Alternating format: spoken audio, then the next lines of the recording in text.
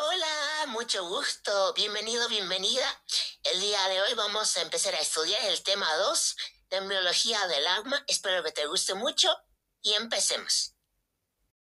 Células germinales primordiales. El desarrollo comienza con la fecundación, cuando el gameto femenino, que es el ovocito, se une al gameto masculino, que es el espermatozoide. Y cuando se unen dan origen al cigoto. El gameto femenino y el gameto masculino derivan de las células germinales primordiales en el epiblasto, en la semana 2.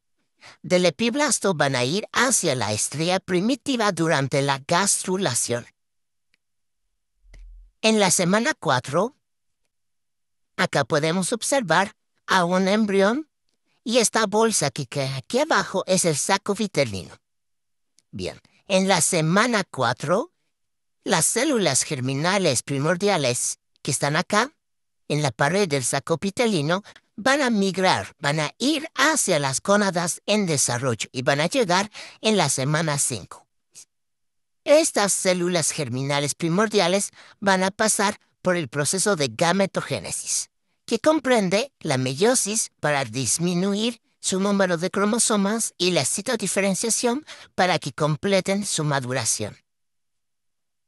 Correlaciones clínicas. Si las células germinales primordiales se desvían, ¿no?, de su ruta normal, van a dar origen a los teratomas, que son tumores de origen incierto, ¿no? A menudo, acá podemos observar a un teratoma orofaríngeo. Estos tumores van a incluir derivados de las 3 capas germinales, o sea que podemos encontrar aquí hueso, diente u otras estructuras. La mitosis. La mitosis es el proceso por el cual una célula madre se va a dividir y va a dar origen a 2 células hijas idénticas a la célula madre. ¿Por qué idénticas? Porque van a tener mismo número de cromosomas y misma información genética. La mitosis, voy a hacer una rápida explicación sobre la mitosis. La mitosis tiene 4 fases: profase, metafase, anafase y telofase. ¿Qué pasa en la profase? En la profase el ADN se va a organizar acá, dando lugar a los cromosomas. Estos hilos de color rojo y azul son los cromosomas. También tenemos a los centriolos. Los centriolos se van a ir a los extremos de la célula. Acá podemos ver a un centriolo, acá podemos ver a otro centriolo. A los centriolos les van a empezar a aparecer microtúbulos. Estos microtúbulos se van a extender y van a conformar el uso mitótico. Este es el uso mitótico. Al terminar la profase, la membrana nuclear se va a empezar a desintegrar. Todo esto va a desaparecer. ¿Ok? Después de la profase, a la metafase. ¿Qué pasa en la metafase? En la metafase, los cromosomas, acá podemos ver, se van a adherir a los microtúbulos. Estos microtúbulos se van a adherir a los centrómeros de los cromosomas, así. Y van a formar la línea ecuatorial. Luego tenemos en la anafase, estos cromosomas se van a partir. Se van a partir por la mitad, así. Y cada cromosoma, miren, que va a estar unido al microtúbulo, van a empezar a acercarse a los centriolos. En la telofase, las cromátidas van a alcanzar a los centriolos y va a aparecer la membrana nuclear, que va a formarse 2 núcleos, un núcleo acá y otro núcleo acá. Y después el citoplasma se va a dividir. Se divide. Uno acá, un citoplasma acá, otro acá. Y así es como llegan a formarse las 2 células hijas idénticas a la célula madre. Teoría cromosómica de la herencia. Los humanos tienen alrededor de 23.000 genes en 46 cromosomas. O sea, tú y yo todos tenemos 46 cromosomas. En las células somáticas los cromosomas se aprecian como 23 pares homólogos, que dan origen al número diploide de 46. ¿Por qué? 23 más 23, 46. De estos 46 cromosomas, 22 pares, o sea 44, son autosómicos. Y un par, o sea 2 cromosomas, son sexuales. En una mujer, XX, y en un hombre, XY. La meiosis. La meiosis es la división celular que ocurre en las células germinales para dar origen al gameto masculino, que es el espermatozoide, y al gameto femenino, que es el ovocito, el óvulo, respectivamente. La meiosis es exclusivamente solo para estas células, el espermatozoide y el ovocito. La meiosis, para la meiosis se van a requerir 2 divisiones, meiosis 1 y meiosis 2. La meiosis 1 es casi igual a la mitosis, incluso a la meiosis 2. Pero en la meiosis 2 va a ser casi lo mismo, solo que hay que tener en cuenta que va a haber 2 células formadas. Y estas 2 células, cuando van a entrar a la prófase 2, no va a existir la duplicación del material genético. No se va a duplicar, se van a quedar en 23 cromosomas. Y va a seguir. Y cuando lleguen a la telofase, es decir, a la última fase, van a aparecer 4 células. Y estas 4 células habrán perdido la mitad del material genético. Es decir, ya no tendrán 46 cromosomas, sino solo 23. Y a estas células, que solo tienen 23, se las conoce como células haploides. Si tuvieran 46 cromosomas, se les conoce como diploides, pero estas serán haploides. Y estas células vienen a ser el ovocito y el espermatozoide. ¿Por qué? Porque solo van a tener 23 cromosomas y cuando ocurra la fecundación van a juntarse los 23 cromosomas del espermatozoide y los 23 cromosomas del ovocito para formar una nueva célula, un nuevo ser que va a tener 46 cromosomas. Cuerpos polares. Vamos a hablar de la célula germinal femenina, que va a ser el ovocito primario, y de la célula germinal masculina, que es el espermatozoide primario. ¿Qué pasa? Durante la meiosis, acá, un ovocito primario va a dar origen a 4 células hijas. Acá tenemos 4. Cada una con 22 cromosomas autosómicos, más un cromosoma sexual, es decir, X. En total, 23 cada uno. Pero, ¿qué pasa? Solamente uno se va a desarrollar hasta convertirse en un gameto maduro, es decir, un ovocito maduro, solo uno. Y los demás, los otros 3, van a degenerar. Y estos 3 se llaman cuerpos polares. En el masculino, el espermatozoide primario va a dar origen también a 4 espermátidas, las cuales las 4 se van a convertir en espermatozoides. Aquí no degenera nadie. También van a tener 23 cromosomas. 22 son autosómicos más un cromosoma sexual. De estos 4, 2 van a tener X como cromosoma sexual y 2 van a tener Y como cromosoma sexual. En total, cada uno va a tener 23 cromosomas. Y los 4 se convierten en espermatozoides. En el femenino, solo uno llega a convertirse en el ovocito maduro. Correlaciones clínicas. Defectos congénitos y aborto espontáneo. Factores cromosómicos y genéticos. Las anomalías cromosómicas, ya que estamos hablando de cromosomas, pueden ser si bien numéricas o si bien anomalías estructurales. Vamos a hablar ahora primero de las anomalías numéricas. Anomalías numéricas. La célula somática humana normal tiene 46 cromosomas. Tú y yo tenemos 46 cromosomas. Un humano. Y un gameto normal, es decir, un espermatocito o un ovocito normal, tienen 23 cromosomas. La aneuploidía se refiere a cualquier número cromosómico que no sea euploide, o sea que no sea 23. Cuando suele aplicarse o cuando existe un cromosoma adicional, se llama trisomía. O cuando va a faltar uno, va a ser una monosomía. Las anomalías del número de los cromosomas pueden originarse durante la división meiótica o la mitótica. Vamos a empezar con la trisonomía 21, síndrome de Down. Acá podemos ver a los cromosomas. Cromosoma 1, 2, 3, 4, 5 y así. Aquí dice trisonomía 21. O sea que en el cromosoma 21 vamos a buscar 1, 2, 3, 21. Aquí está. Existe un cromosoma adicional. Aquí está el cromosoma. Acá son 3, no son 2.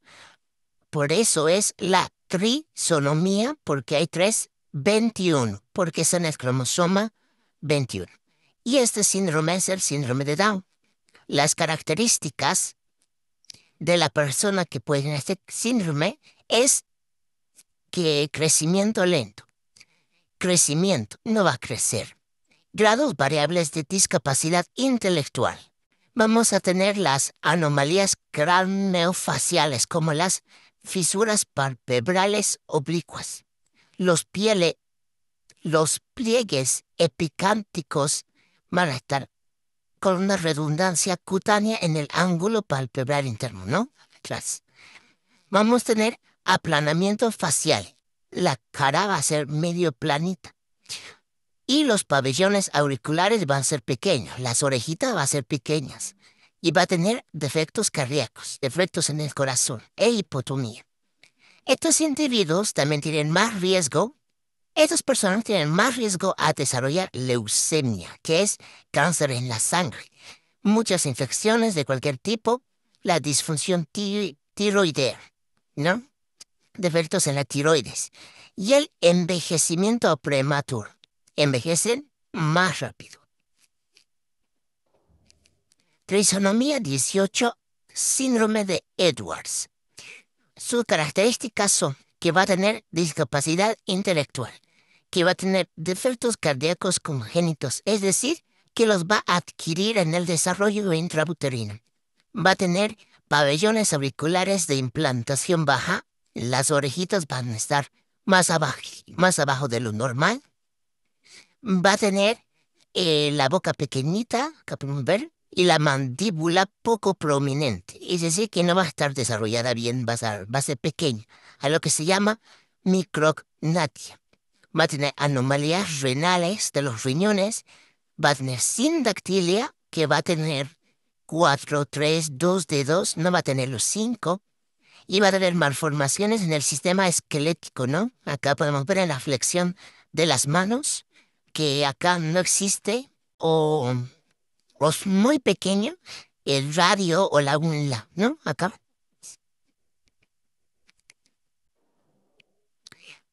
Trisonomía 13 o síndrome de Patau.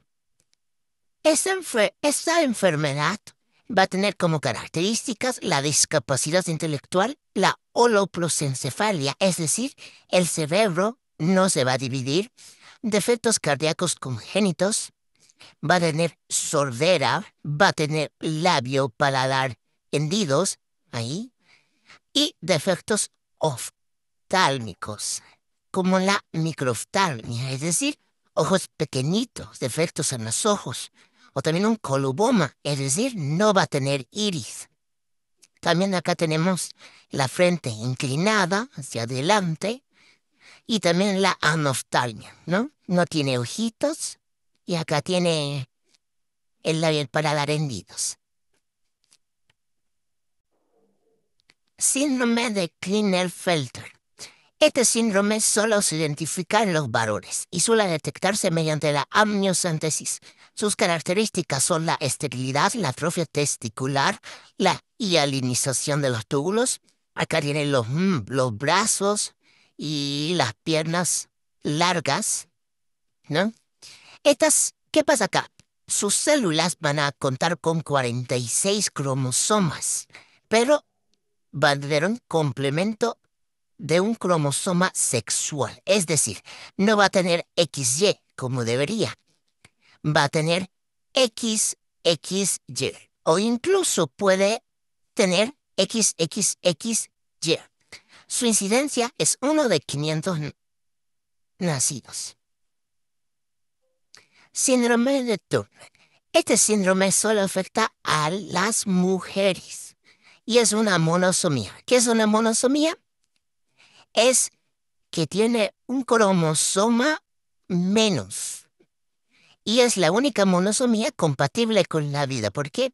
Porque el 98% de las personas que tienen este síndrome muere en un aborto espontáneo. Y los pacientes que sobreviven son mujeres que tienen un aspecto femenino inconfundible. Se caracterizan por la ausencia de los ovarios, que se le llama disgenesia gonadal. Son pequeñas, de talla baja.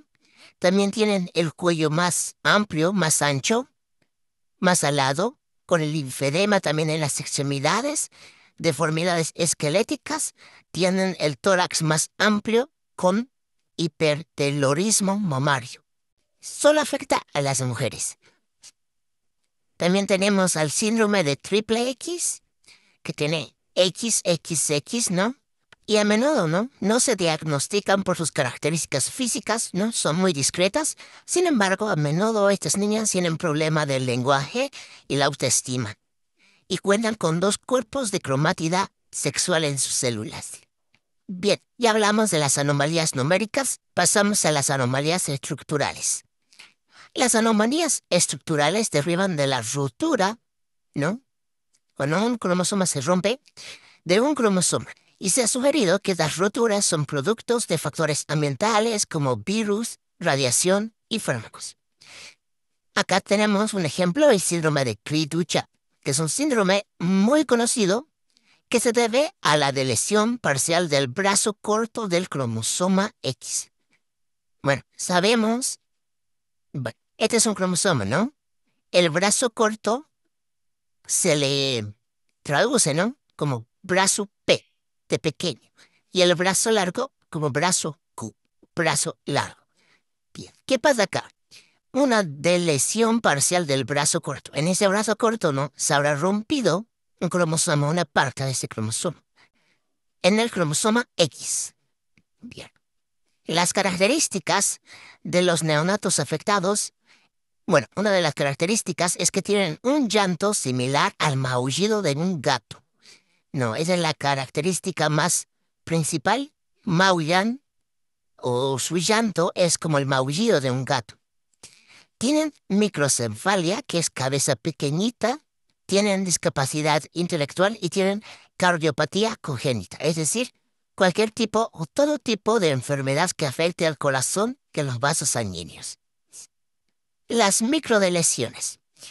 Es, ¿no? Cuando ocurre una delesión pequeña que afecta solo a pocos genes contiguos. Si la microdeleción ocurre en el cromosoma materno, se produce el síndrome de Angelman. Sus características son discapacidad intelectual, no pueden hablar, muestran un desarrollo motor deficiente y tienden a cursar con periodos espontáneos y prolongados de risa, ¿no? Les da como ataques de risa. Y si la microdeleción ocurre en el cromosoma paterno, se produce el síndrome de Prader-Willi, que sus características son la hipotonomía, la obesidad, la discapacidad intelectual, el hipogonadismo y la criptorquidia, ¿no? Que es cuando el testículo no desciende a su ubicación normal en el escroto antes del nacimiento.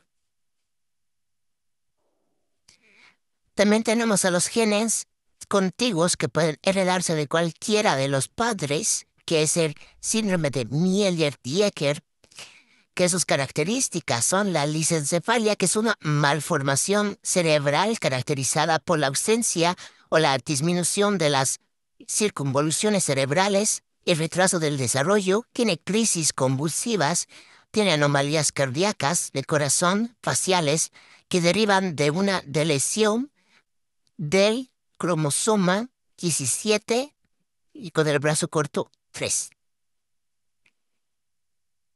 También tenemos el síndrome 22q11, ¿no?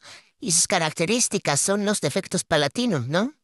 Los defectos cardíacos, troncoconales, el retraso del desarrollo del lenguaje, tiene anomalías en el aprendizaje y un trastorno similar a la esquizofrenia, que derivan de una lesión en la región 22q11, ¿no? Como su nombre lo indica. También tenemos síndromes en los sitios frágiles, que son regiones cromosómicas que muestran propensión a separarse o a romperse durante cierta manipulación celulares o la mitosis, la meiosis, ¿no? Que es el síndrome de X frágil, que se caracteriza por la discapacidad intelectual, tiene los pabellones auriculares, ¿no? Grandes, las orejas grandes, la mandíbula muy prominente, tienen los testículos grandes, y es el segundo síndrome más frecuente después del síndrome de Down como causa de discapacidad intelectual por anomalías genéticas, ¿no? Cambios morfológicos durante la maduración de los gametos. Vamos a hablar de la ovogénesis y de la espermatogénesis. Vamos a empezar con la ovogénesis. ¿Qué es la ovogénesis? La ovogénesis es el proceso por el cual las ovoconias se diferencian en ovocitos maduros. ¿Qué es lo que pasa acá? Una vez que la célula germinal primordial llega a la gónada, se va a diferenciar en una ovogonia. Estas ovogonias van a experimentar varias divisiones mitóticas. ¿Ok? Aquí están. Y a la final del tercer mes de la gestación se van a encontrar, dispuestas en cúmulos, se van a encontrar circundadas por una capa de células epiteliales planas. Acá las tenemos a las células epiteliales planas, acá, miren. Y aquí adentro las ovogonias. Estas células epiteliales planas que las cierran, ¿no? Se llaman células foliculares. La mayor parte de estas ovogonias van a seguir dividiéndose por mitosis, pero algunas de ellas van a detener su división en la profase de la primera división meiótica. Y estos van a ser los ovocitos primarios, detenidos en la profase de la primera división meiótica. Durante los siguientes meses, el número de ovogonios se incrementa con rapidez, y para el quinto mes de desarrollo intrauterino va a alcanzar su máximo, que es 7 millones. Muchos de estos 7 millones van a morir, van a degenerar y van a desarrollar atresia. Y todos los ovocitos primarios sobrevivientes que se encuentran en la profase de la primera división meiótica, acá, como hablamos, van a ser rodeados de manera independiente. Miren, cada uno de estos va a ser rodeado de manera independiente por una capa de células epiteliales planas. Cada uno. Ya no va a ser como antes, ¿no? Acá, varias ovogonias estaban circuncidadas por células epiteliales planas. Acá, ya una sola va a estar circuncidada por células epiteliales planas. Y a esto ya se va a conocer como folículo primordial, ¿no? Cambia el nombre. La maduración de los ovocitos continúa en la pubertad. Cerca del nacimiento de la beba, todos los ovocitos sabemos que están en la profase de la primera división meiótica. Pero, en vez de avanzar a la metafase, van a ingresar a la etapa de diploteno. ¿Qué es la etapa de diploteno? Es una fase de reposo propia de la profase, que se caracteriza por el aspecto de la cromátida similar al del encaje. Mira, acá podemos ver a un ovocito primario en reposo, o sea, en etapa de diploteno, en una recién nacida. El número total de ovocitos primarios al nacer se calcula entre 600.000 a 800.000 ovocitos primarios. Durante la niñez, o sea, cuando la niña va creciendo, la mayor parte de estos ovocitos sufre atresia, o sea, muere, se degenera. Y solo alrededor de 40.000 persisten hasta llegar a la pubertad. Y de estos 40.000, menos de 500 serán liberados en la ovulación para ser fecundados. El hecho de que el riesgo de tener hijos con anomalías cromosómicas se aumenta a la par de la edad materna. Esto indica que estos ovocitos primarios son muy vulnerables al daño mientras envejecen. Por eso se recomienda tener mucho cuidado y precaución tener hijos después de los 40 años, porque aumenta el riesgo de tener hijos con anomalías cromosómicas. El hecho de que el riesgo de tener hijos con anomalías cromosómicas se aumenta a la par de la edad materna. Esto indica que estos ovocitos primarios son muy vulnerables al daño mientras envejecen. Por eso se recomienda tener mucho cuidado y precaución tener hijos después de los 40 años, porque aumenta el riesgo de tener hijos con anomalías cromosómicas. Cada mes se seleccionan entre 15 y 20 folículos. Algunos de estos mueren, en tanto otros van a comenzar a acumular líquido en esta cavidad denominada antro folicular, de modo que van a ingresar a la etapa antral o vesicular. Así que este folículo pasa a llamarse folículo en etapa vesicular o antral. Este fluido va a seguir acumulándose de tal modo que antes de la ovulación los folículos se encuentran bastante ingurgitados. Y este ya no se va a llamar folículo en etapa vesicular, sino va a pasar a llamarse folículo vesicular maduro o de Graf, que puede tener hasta un diámetro mayor de 25 milímetros. Al tiempo en que los folículos primordiales van a comenzar a crecer, las células circuncidantes van a cambiar su configuración. Sabemos que antes eran planas y van a pasar a ser cúbicas. Van a proliferar y van a generar un epitelio estratificado. Y estas se van a llamar células de la granulosa. Estas células de la granulosa van a secretar una capa de glucoproteínas, que va a ser esta, que va a rodear al ovocito y va a constituir la zona pelúcida. Este rojito que vemos acá es la zona pelúcida. Y este folículo pasa a denominarse folículo primario.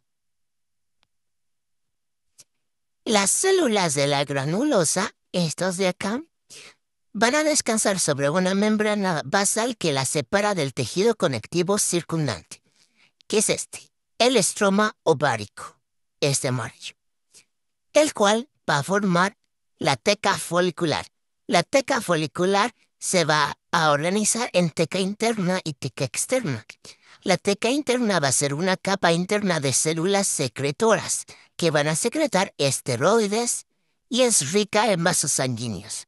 La teca externa va a ser una cápsula fibrosa superficial que a manera gradual se va a ir fusionando con el tejido conectivo ovárico. Sabemos que en cada ciclo ovárico va a comenzar a desarrollarse cierto número de folículos, de 15 a 20. Pero solo un folículo va a alcanzar la madurez completa.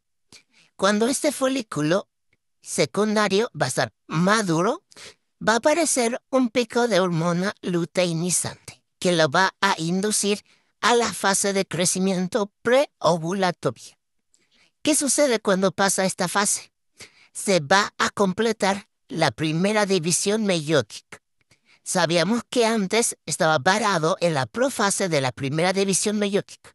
¿Qué pasa acá? Se va a completar. Cuando se completa, va a traer consigo la formación de dos células hijas de tamaño diferente. Una célula hija va a ser el ovocito secundario, que va a ser este de acá, y otro va a ser el primer cuerpo polar, que es este de acá. Este primer cuerpo polar va a estar alojado entre la zona pelúcida y la membrana celular del ovocito secundario, al cual se le conoce como el espacio perivitelino. Al cual se le conoce como el espacio perivitelino. Bueno, como sabemos, esta célula va a continuar, ¿no? La segunda división meiótica, pero va a estar en profase, pero antes de entrar a metafase, se va a detener. Se detiene en la metafase, alrededor de 3 horas antes de la ovulación. Sabemos que hay 2 divisiones meióticas, y la segunda división meiótica solo se va a completar si este ovocito es fertilizado, o sea, si es fecundado por el espermatozoide. Si no es fecundado, si no ocurre la fecundación, se va a degenerar alrededor de 24 horas después de la ovulación. La espermatogénesis. La maduración de los espermatozoides va a iniciar en la pubertad. ¿Qué es la espermatogénesis? Va a ser todos los eventos o los procesos por los cuales las espermatogonias se van a transformar en espermatozoides. Al nacer, las células germinales primordiales se pueden reconocer en los cordones sexuales de los testículos. Este es un cordón sexual de un testículo, ¿ok? Y estas células van a estar circundadas por células de soporte. Es que son estas amarillas. Células de soporte no están circundadas, que después se van a convertir en células sustentaculares o de Sertoli, ¿no? Acá dice células de Sertoli. Van a circuncidar a la célula germinal primordial. Bien. Poco antes de la pubertad, los cordones sexuales desarrollan un lumen que se va a convertir en los túbulos semíferos. Y casi al mismo tiempo, las células germinales van a dar origen a las células truncales. ¿Ok? Y estas células truncales van a tener muchos intervalos regulares de donde van a emerger y donde van a dar origen recién a las células o a las espermatogonias tipo A. ¿Ok? Primero van a ser espermatogonias tipo A oscuras, van a pasar luego a ser espermatogonias pálidas tipo A y por último espermatogonias pálidas tipo A. Bien, acá ya podemos ver a las espermatogonias tipo A, ya las últimas, ¿no? Las originales, se podría decir. ¿Qué pasa después? Estas espermatogonias tipo A van a pasar varias divisiones mitóticas y en la última división van a formar o van a dar origen a las espermatogonias tipo B, que son estas que vemos acá. Estas espermatogonias tipo B van a dividirse, entonces van a dividirse y van a formar a los espermatocitos primarios, ¿ok? Los espermatocitos primarios van a ingresar en una fase prolongada de 22 días, seguida de una terminación rápida de la primera división meiótica y van a formar, por fin, a los espermatocitos secundarios, que son estos de acá. Bien, y estos espermatocitos secundarios, durante la segunda división meiótica, estas células van a empezar a formar a las espermátides. Ajá, acá vemos por fin a las espermátides. Acá vamos a tener a las espermátides tempranas y acá a las espermátides tardías, que van a ser haploides. ¿Qué significa haploides? 23 cromosomas. No 46. 46 sería diploide. Bien, estas espermátides van a permanecer alojadas en intersticios profundos de células de Sertoli, que son estas de acá, durante todo su desarrollo, ¿no? luego van a salirse. Ahí están saliendo. Estas bolsitas de acá son intersticios de células de Sertoli. ¿Ok? Estas células de Sertoli van a brindar sostén y van a proteger, aparte de que van a brindar nutrición a la célula y van a ayudar para su liberación de los espermatozoides maduros. Y es así como obtenemos a los espermatozoides ya maduros. Bien, la espermatogénesis va a estar regulada por la producción de la hormona luteinizante, por sus siglas LH. En la glándula pituitaria, la hormona LH se une o se va a unir a receptores de Leydig y va a estimular la síntesis de la testosterona. Junto con esto y la hormona estimulante del folículo, que es esta de acá, van a estimular la producción de fluido testicular y así también la síntesis de proteínas intracelulares receptoras de andrógenos. Bien, pasamos a la espermiogénesis o espermioteliosis, ¿ok?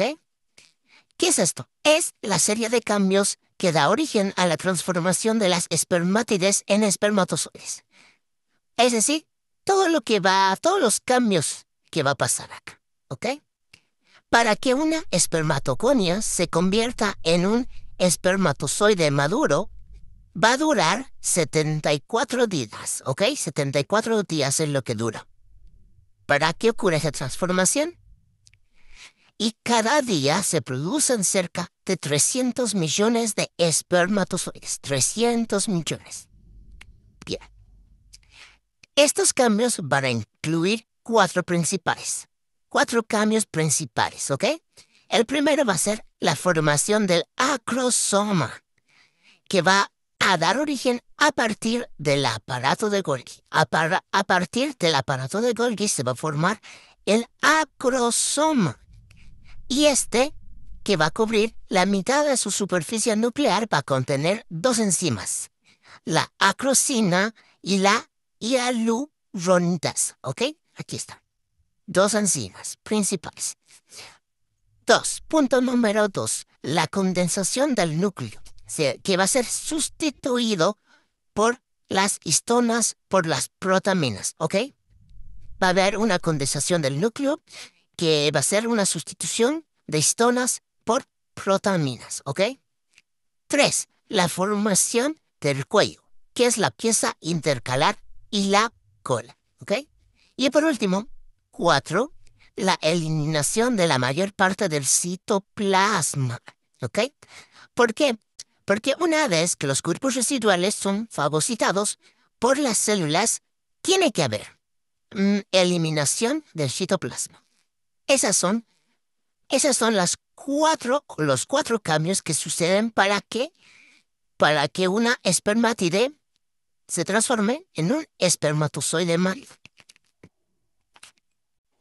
Algo más para añadir es que cuando los espermatozoides van a completar su formación, ¿no? Ya completan todo, cuando ya están listos, van a ingresar al lumen de los túbulos seminíferos y de ahí, ¿no? Son impulsados hacia el epidídimo. Al inicio, su motilidad es escasa, ¿no?